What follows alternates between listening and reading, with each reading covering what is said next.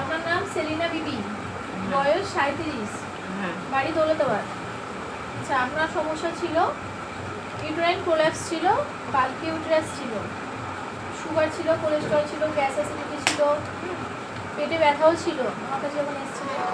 তো এখন মানে জ্বরের যে সমস্যাটা ছিল প্রোল্যাপস, ওটা কি ভালো হয়ে গেছে? ভালো হয়ে গেছে। পুরোপুরি ভালো হয়ে গেছে।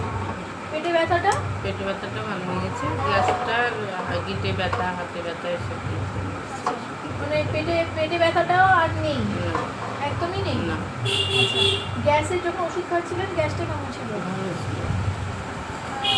তখন গ্যাস কেমন ছিল? শরীর ভালো থাকতো। ভালো থাকতো। আচ্ছা, আর কোনো সমস্যা ছিল?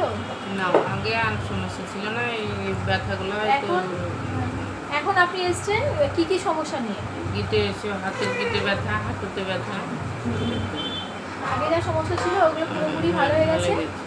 এখন হাতের গিটে ব্যথা আর হাঁটুতে ব্যথা আর গ্যাস, তাই তো? হ্যাঁ, আপনি এর আগে একবার গ্যাসের ওষুধ নিয়ে গেছিলেন, ওষুধ খেয়ে কেমন ছিল? ভালো ছিল। ভালো